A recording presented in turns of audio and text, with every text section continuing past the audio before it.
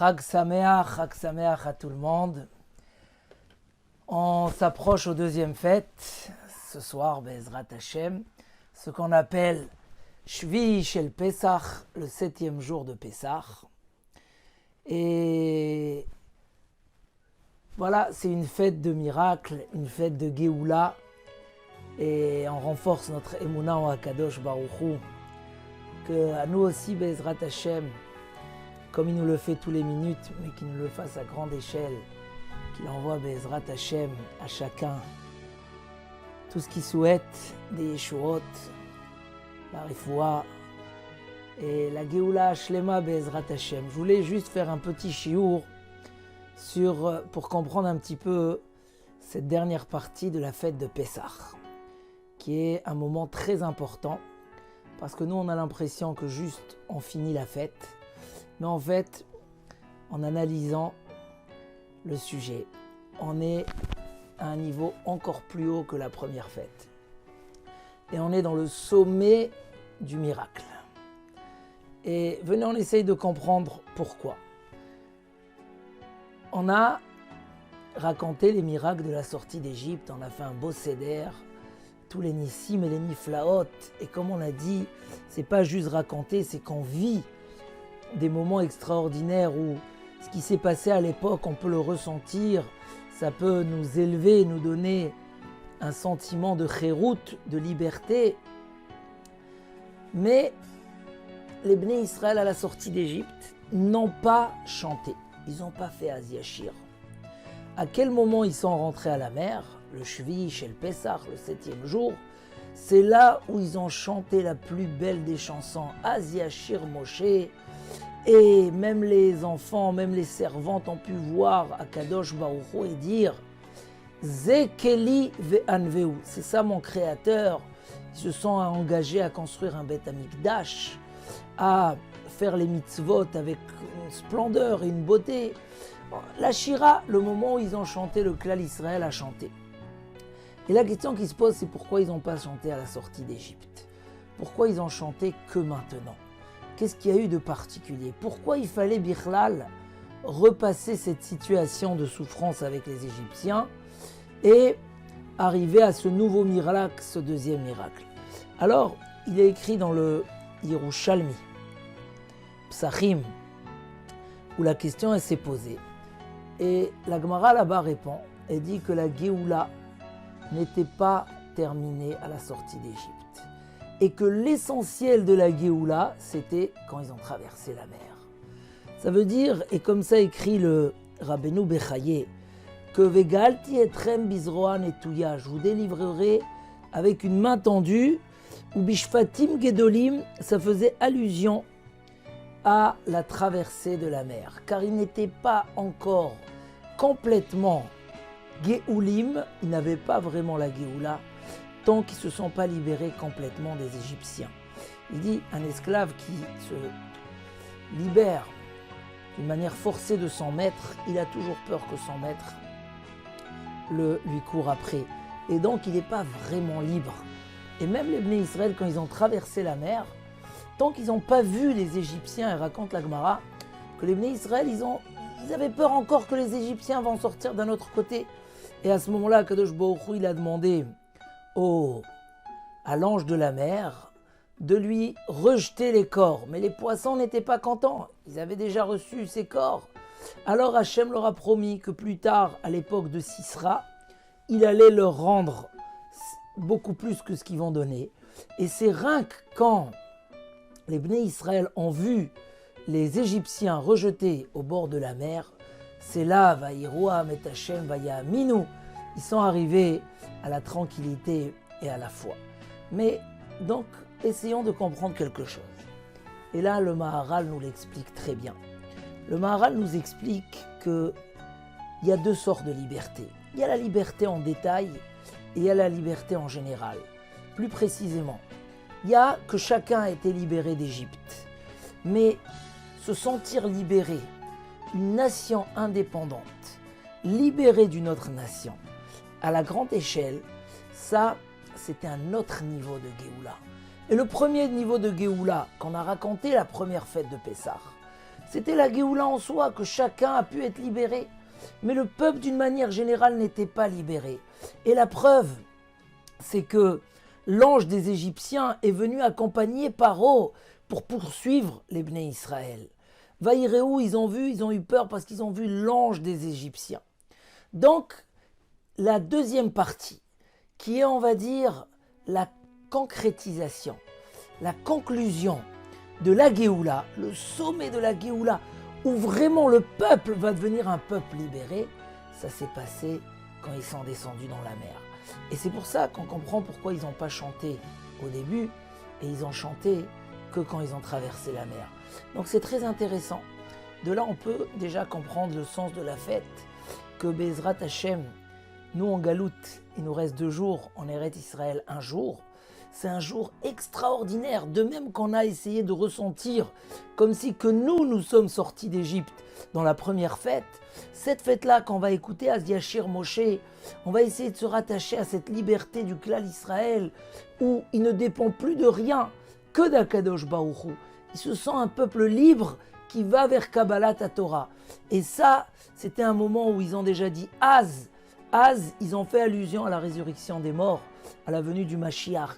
Ils ont touché à toutes les Géoulotes du peuple d'Israël, jusqu'à celle qu'on attend tous les jours, qui est la Géoula Shlema.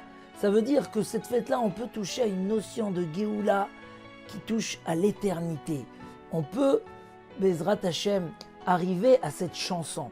Ils n'ont pas pu chanter tant qu'ils n'ont pas senti la liberté Bishlemuta complète. Une chanson, dit le Maharal, c'est rien quand l'homme il a les choses en entier. Bishlemut. Il se sent dans une situation de perfection qui l'amène à une joie. Donc la Géoula Bishlemuta, on l'a eu que le 7e jour de Pessah, et c'est ça la fête qu'on va refêter. À ce moment-là, il y a cette lumière, cette ashpa'a de l'ouverture de la mer qui donne ce sommet de la Géoula où on peut arriver à une vraie chanson à Kadosh Baruch Hu d'un plus haut niveau, qui n'est pas que individuel, mais général, qui évidemment renforce aussi l'individu.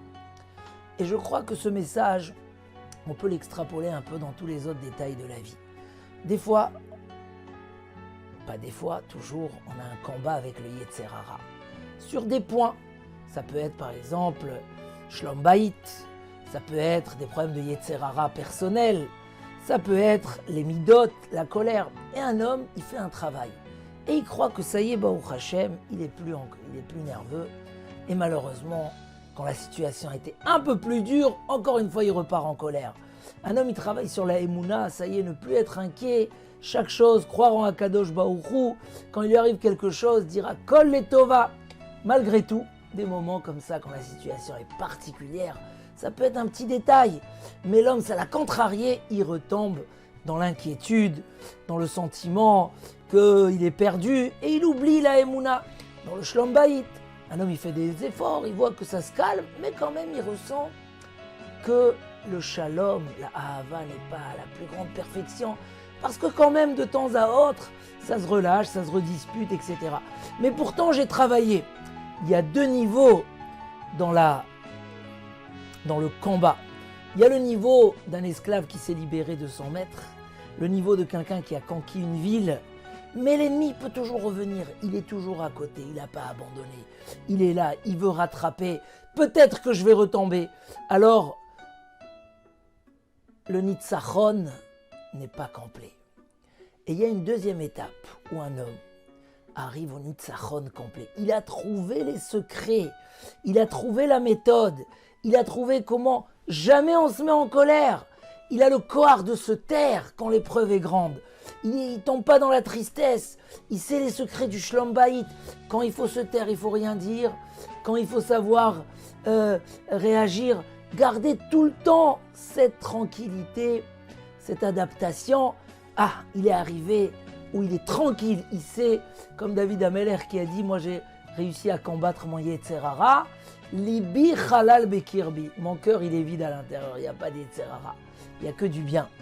Et le grand secret dans ça, c'est ce qu'écrit le frère du Gaon de Vilna dans son livre, c'est que il y a beaucoup, Akadosh Baruch Hu nous a donné beaucoup de chance Ratza Kadosh Baruch Hu les Zakot et Israël, Kadosh Baruch Hu a voulu nous faire mériter, il nous a donné beaucoup de Torah et de mitzvot. On a des mitzvot et chaque mitzvah nous élève dans quelque chose.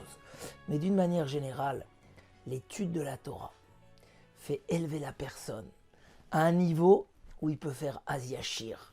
Il peut arriver à dire, voilà, je peux chanter. Chez moi à la maison, il n'y a toujours que le shalom. Il y a plus des points qui sont marqués dans l'amour et dans la simra que des points négatifs ou des clous qui rappellent la souffrance et la difficulté. Baruch Hashem, pas rien que je m'énerve pas, mais au contraire, je sais anticiper, je sais faire passer, changer la situation de la colère à la simra, et ainsi de suite. Il dit le Limouda Torah, c'est une réparation générale, c'est un médicament global pour tout le Yetzer Hara. Il y a des gens qui vont se battre tous les jours contre leur Yetzer Hara, ils vont faire des efforts et ça va être dur. Élève-toi en Torah, prends la Torah comme ta richesse personnelle, investis-toi et tu vois que ton niveau il s'est élevé et il n'y a plus d'épreuves. C'est comme quelqu'un qui veut voyager dans un endroit, il prend la voiture, il doit s'arrêter à chaque feu rouge. Il prend le train, c'est un peu plus lent, mais quand il prend l'avion, c'est direct. Un chemin de 6 heures peut se faire en 1 heure. Pourquoi? Il n'y a rien qui t'arrête. Le secret de la Torah, c'est que si le Yetzer Hara, il est comme du fer, comme de la pierre, elle dit la Gemara, il va éclater, il va fondre. Si tu as su l'amener au Beth Midrash. Donc dans la vie, des fois, il ne faut pas s'arrêter à mi-chemin. Parce qu'à mi-chemin, c'est toujours difficile. Mais si on veut arriver à la chanson, Aziachir, David Amelech, il a chanté toute sa vie. Et il a remercié Akadosh Baruch Hu. Pas comme Nabucodonosor, qui a tellement chanté quand il a vu les miracles de la résurrection des morts qu'a fait Yechezkel, et qu'on va lire Bezrat Hashem dans cette fête, et quand il a vu Hanania, Mishaël, Azaria qui sort du feu, il a tellement chanté qu'il allait dépasser le roi David. Et un ange est venu, lui a donné une gifle, il a arrêté. Et nos commentateurs disent, mais pourquoi on l'a arrêté? Il a le droit de dépasser le roi David. Et la réponse, on ne l'a pas arrêté. On ne l'a pas arrêté. On lui a donné une gifle et on lui a dit, on verra est-ce que tu vas continuer à chanter même quand il y a la gifle.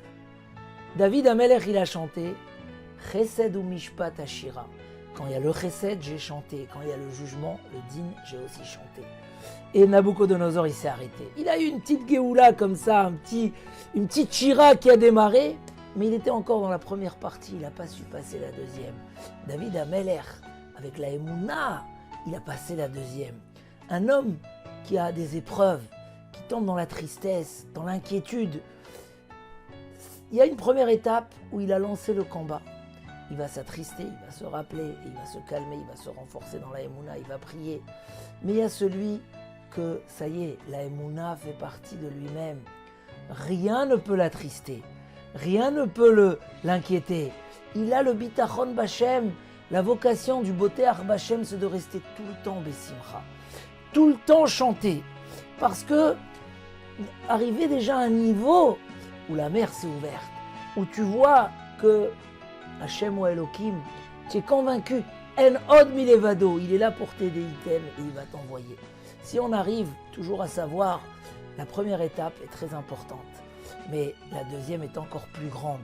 Et il y a des outils qui nous le donnent. Il y a l'étude du Moussar, de la Torah, il y a l'attachement profond aux mitzvot, il y a les priorités à mettre dans la vie. Et là, on peut arriver à cette situation.